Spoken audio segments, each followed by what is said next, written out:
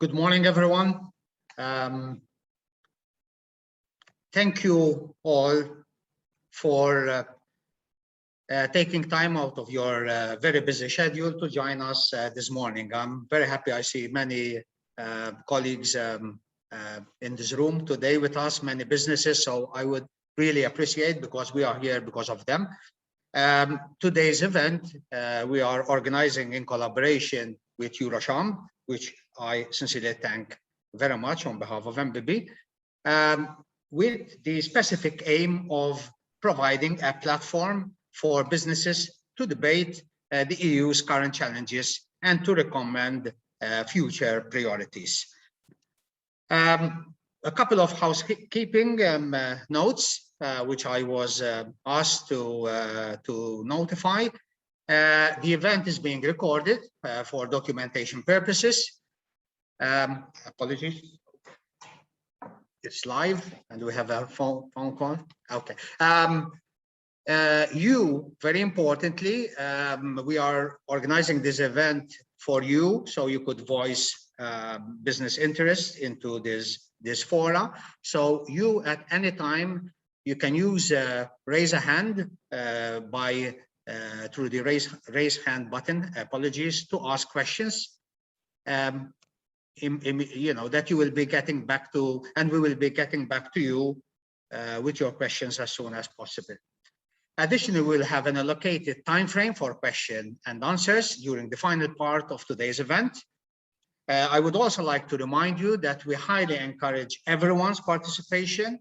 This is very informal, although there will be some formal speeches, but we would like this session to be interactive as much as possible, and also to voice your opinions and share your views. If any one of you would not be possible today to do that, we kindly encourage you, you have our contacts to do that by following up with us.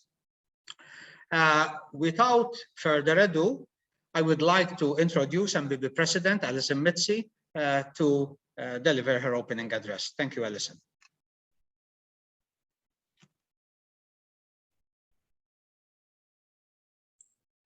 You're muted, Alison.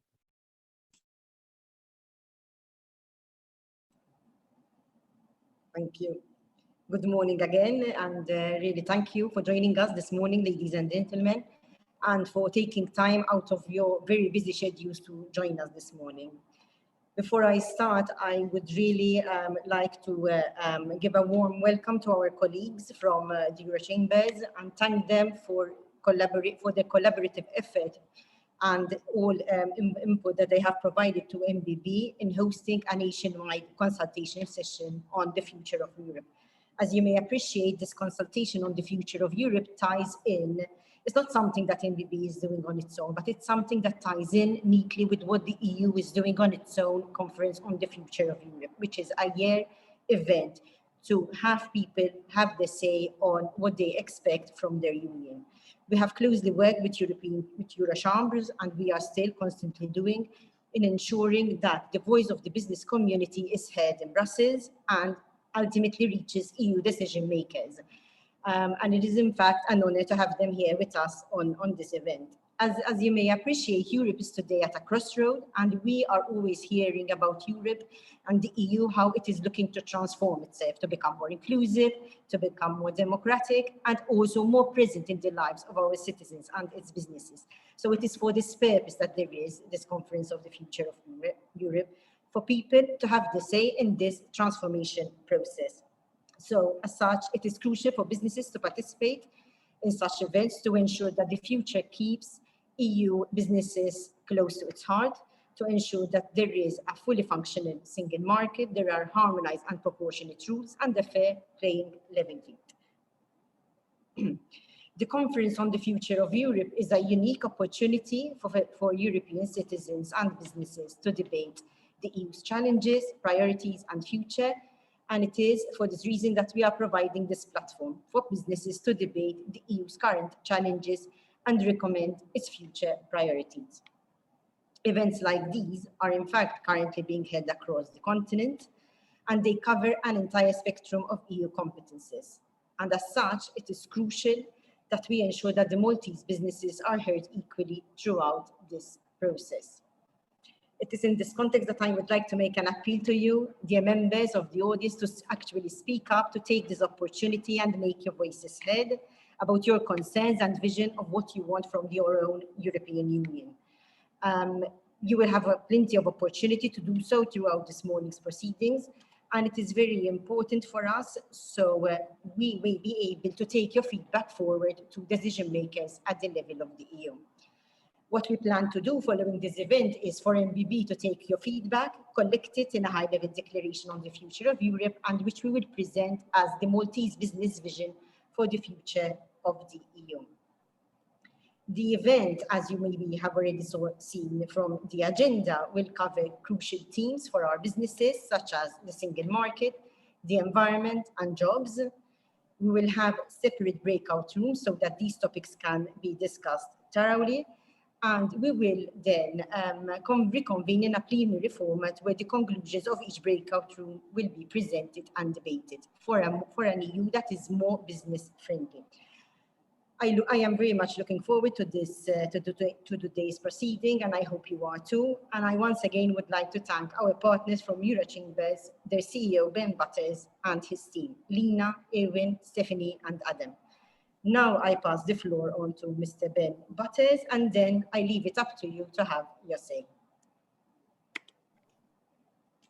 Thank you very much, Alison, and thank you again for organising this event and for allowing us to participate and be partners in this. I think it's an important activity. It's the Future of Europe discussion is difficult for some people to understand, but that doesn't detract from its importance.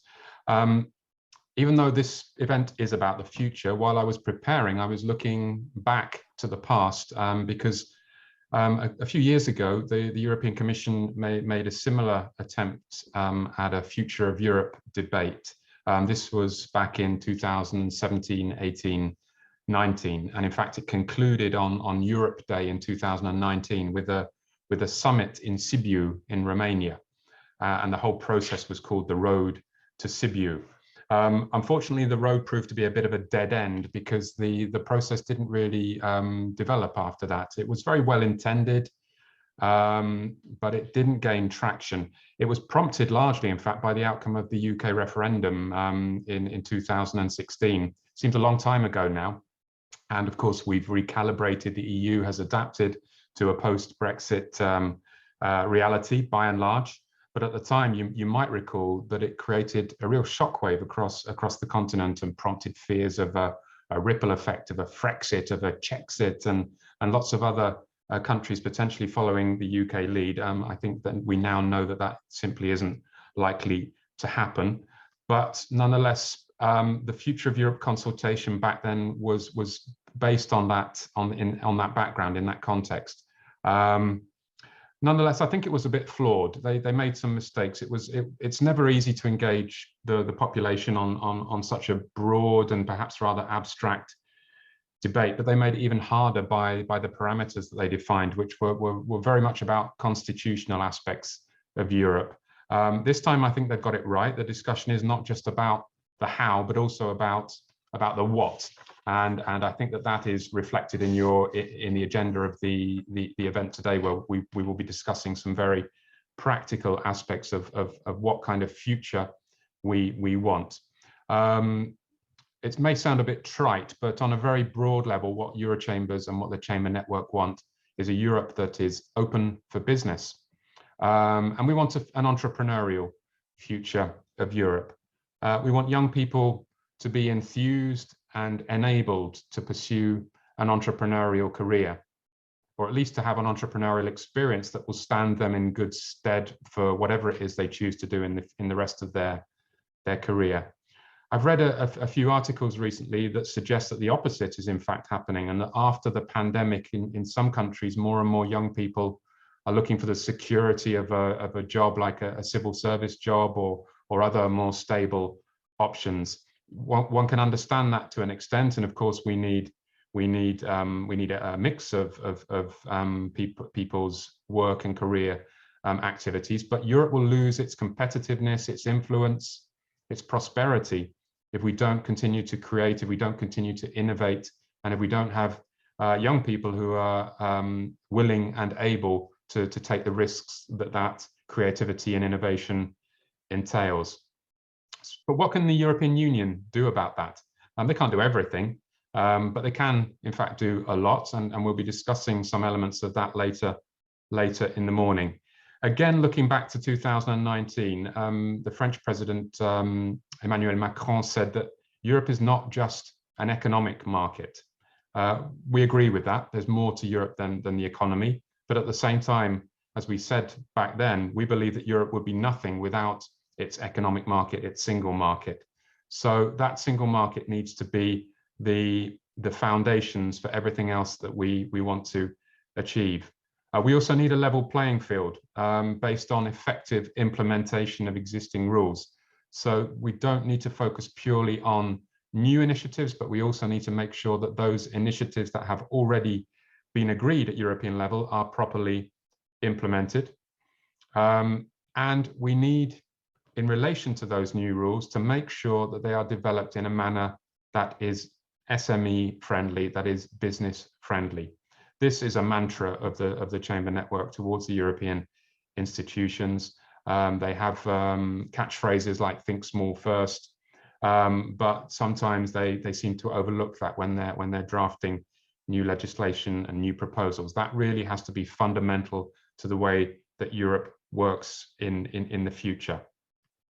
And I think we'll be touching upon some of the more granular aspects of that in the different sessions this morning, on skills, on the single market, on sustainability, on digitalization, and on governance as well.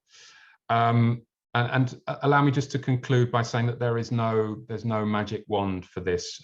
Europe's developed incredibly in the 60 or so years since it started, since the cooperation started post-war, but there are no shortcuts. We have to move forward together, but we at the same time have to recognize and remember that progress is inevitably incremental. Europe is composed of 27 different member states. Those member states have differing politics. Their politics change internally frequently as well. So it's not an easy process, but it is a very, very important process, more so now than ever. And I think the pandemic has demonstrated that we are much more effective together than apart. I'm sure that Malta, as a small member state, recognizes that more than most, but we all need to remember that and bear that in mind and work together to ensure that we have a successful and prosperous future. And that has to be at the core of this debate on the future of Europe. Thank you again, Alison, for the invitation, and thank you to the Malta Business Bureau for organizing this. And I will hand over back to Joe now. Thank you very much, Ben. Thank you very much, Alison, for sharing your views, insights, and also for setting the scene for today's event. I take this opportunity to thank you, Alison, first of all, also for driving this important topic. You made it on top of the agenda as soon as you took up this presidency, and we have welcomed this with open arms, because I think it's important to take the lead on this one. So thanks for that, Alison. Ben, thank you very much, not only for your collaboration, but also for your ongoing support to support us in our work in Brussels. So thank you very much for that, Ben. Next up is obviously time for you all who have joined us today to voice your opinion. And we have 3 breakout sessions, very important. We have one on the future of the single market and the European economy, which will be moderated by our Mark Seikel and accompanied by Erwin Bernard from EUROCHAMBRES. Then we have the future of environment and sustainability in the EU, moderated by Gabriel Kassar, accompanied by Stephanie Sieberer from EUROCHAMBRES. And the future of work, moderated by Daniel De Bono, accompanied by Adam Gajek from EUROCHAMBRES. You will be allocated to the breakout session, which you indicated in the online application form. Just to explain, these breakout rooms will be approximately 45 minutes long. And once all these are complete, you will be automatically moved back into the main lobby to move it on to the final segment of today's conference. So with that, I'll stop here. I'm very excited with these 3 sessions, so the floor will be yours. So Michele, you could kindly bring us into these Yes. sessions. Thank you. Thank you, Joe.